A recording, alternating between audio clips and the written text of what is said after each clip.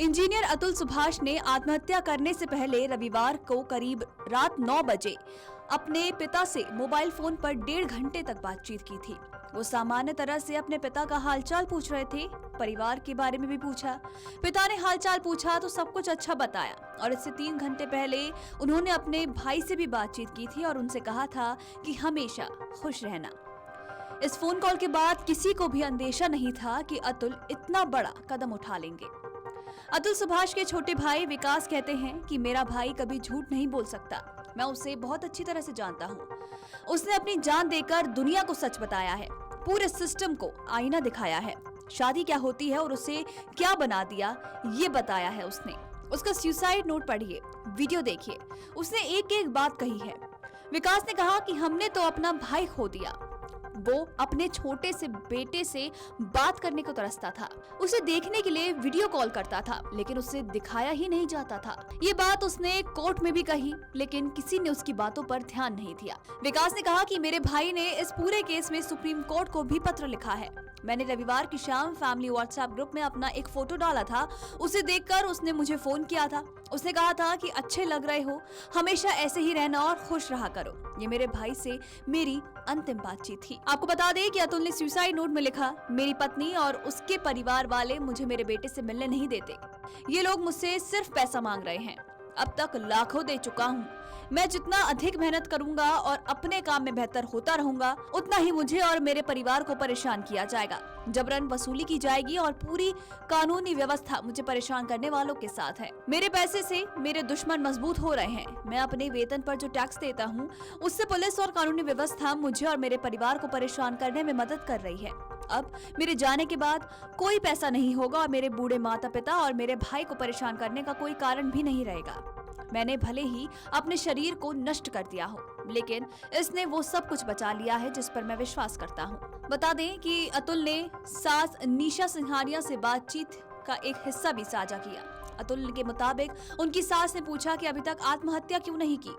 जब अतुल ने जवाब दिया कि अगर वो मर गया तो उन्हें पैसे कैसे मिलेंगे, तो उनकी सास ने बोला कि तुम्हारे पिता पैसे देंगे, तुम्हारे बाद तुम्हारे माता पिता मर जाएंगे और तुम्हारी पत्नी को पैसे मिलेंगे। अतुल सुभाष ने खुदकुशी से पहले सोशल मीडिया पर वीडियो का लिंक भी शेयर किया और एलन मस्क और अमेरिकी राष्ट्रपति डोनाल्ड ट्रंप को टैग किया। उन्होंने पोस्ट में कहा कि जब आप इसे पढ़ेंगे तब तक मैं मर चुका हूँगा। 8 months after separation, they filed a divorce case against him, and lot of charges against him were charged in different acts and different acts and different sections. Even not only on my brother, even on me, even on my old parents, all of them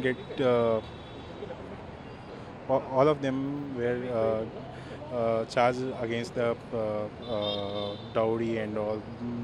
Many type of cases were there. So basically I want to tell you that these everything in the system is for women, not for men. Every laws in India are for women, not for men. Why is it so? My question is this only, and my brother fought for this, and he left us by hanging himself. And